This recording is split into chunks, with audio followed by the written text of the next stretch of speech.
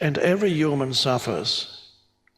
Every life form suffers because life is hard and challenging and precarious for every life form. From the moment life comes into being, life is challenging and precarious for humans, for animals, for plants. Every life form encounters obstacles in its attempt to grow and expand, and it continuously encounters obstacles to its expansion. Every human, in one form or another, if you come into this world, very quickly you'll find obstacles, seeming obstacles to your expansion and growth and well-being and flowering. I think you can all, if you think about your so-called life, how many obstacles life seems to have put in your path towards happiness. And some people perceive life as life continuously is sabotaging my attempts to find happiness. Why is that? And then they have these strange theories that God is against me, whatever the theory is. But it does seem like, and this is related to the Buddhist term dukkha or suffering, wherever you go, you will find life is sometimes helpful and then obstacles again. And this is perceived as, some people believe if you only practice positive thinking continuously, you will no longer encounter obstacles. But that, unfortunately, is not the case. Positive thinking is a great thing, can be extremely helpful and bring about certain shifts in you, but it does not free you from experiencing the obstacles that life will put in your path and the challenges that come. So those obstacles, whether they come in the form of loss or illness or relationship problems, many of them arise from their own mind, because your mind creates an enormous amount of problems that are quite unnecessary, but the mind doesn't know that. So the mind creates an enormous amount of conflict that is unnecessary in your life. That's one kind of obstacle, is your own mind. Then, and again, you need to experience the consequences of the obstacles that your own mind creates, the conflicts and the unnecessary problems that your own mind, because you're identified with the mind, creates. You need to experience the suffering that you create for yourself out of that unconsciousness. Unconsciousness means completely identifying with the mind, the egoic mind, which in many cases transforms challenges which could be solved easily into much bigger problems.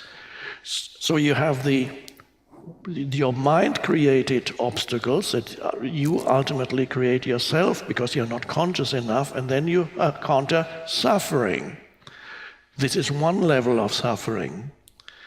And you need to experience the suffering that comes through unconscious use of the mind in order to awaken. It's only through the suffering that eventually you go, I can't take anymore. As happened to me when I was in bed one night and said, I can't live with myself anymore. And then somehow I realized that this myself that I couldn't live with anymore was an illusion. An illusory entity, and very unhappy mind-created entity. But before I realized that, I had to go through this suffering for years and years. So the suffering worked. It fulfilled its purpose. And then you have another level of suffering or obstacles. Obstacles come to you seemingly from the outside, that suddenly you have an accident, an illness. That's a kind of outside. Something seems to happen to you that you have not contributed to. Something happens to somebody close to you, dies as an accident. Many things can happen where you seem, I haven't created that. Of course, In New Age, it's very normal to say when things go wrong in your life, the typical New Age person will say, how did you create that? You slipped on a banana skin and broke your leg. Why did you create that? How did you create that? It's an interesting question. I don't want to go into this, whether even those obstacles or challenges that come to you, seemingly not from your own mind, but from the outside, did you still create that or not? Let's leave that aside. I don't want to convince anybody one way or another. I have a much more simple recipe here, which goes like this. Instead of telling people, you better look at your life and see why you created that or how you created that, I say, accept each moment as if you had created it. Accept each moment as if you had wanted it or wanted it to happen. I can't remember my own writings. It's always not good to go into memory. Don't quote, just present moment.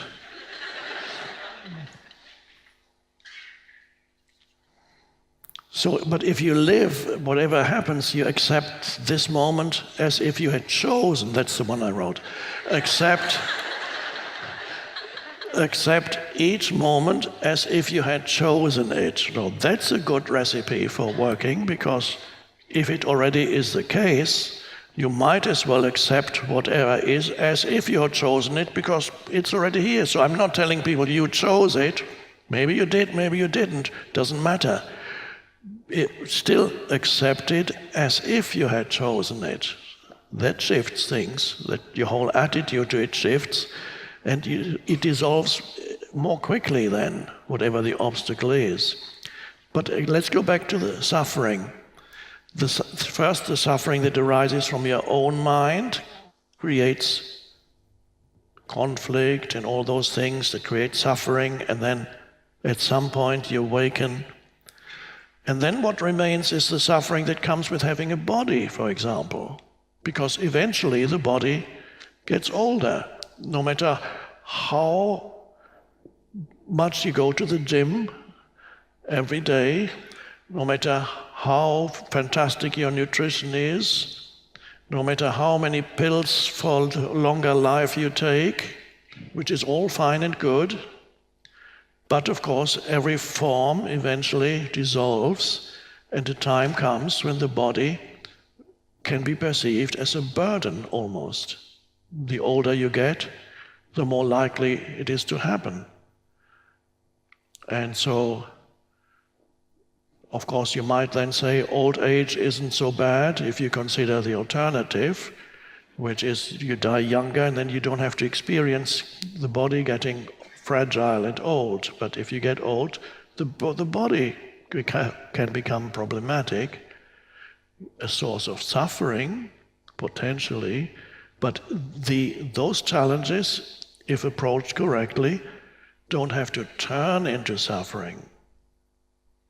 Accept each moment as if you had chosen it. If you can go with the isness of things, there's no complaining entity that says something about being a victim and complaining how dreadful things are now. I wish my mother had learned that lesson when she suffered in that way, because she had always identified very much with her body, good looking, always nicely dressed, going out, and liked to be looked at, very normal thing for many people. And then the body got older and older, and then hip problems and other fractures and this, and got worse and worse, and the unhappiness grew and grew. Not so much of limited movement, but the identity.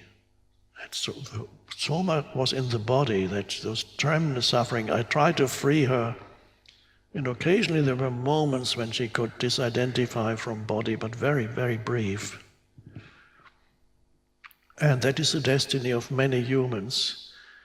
But the suffering is really that every life form encounters, the obstacles that every life form encounters, whether they come at a younger age, older age, middle age, in whatever form, these things are absolutely necessary, without which there would be no human evolution whatsoever, and no life form would ever evolve if the life form did not encounter obstacles. So that which looks like an obstacle is actually always potentially an opening. Potentially that seems to stop your progress in life always potentially can make you more conscious. So you can use every obstacle that arises in your life. If you can works especially quickly, if you accept each moment as if you had chosen it, and when it looks this moment is an obstacle, you go with it instead of complaining or running away from it, and then accept. And then act if action is possible, or don't act if no action is possible. You identify with thinking, and the identification with thinking becomes ego. And there are many people in this world who are stuck with hostile, life-denying, continuously critical and attacking entities that they carry in their head, and they believe that is who they are. To become free of ego means becoming free of thought, identification with thought. That's the end of the ego.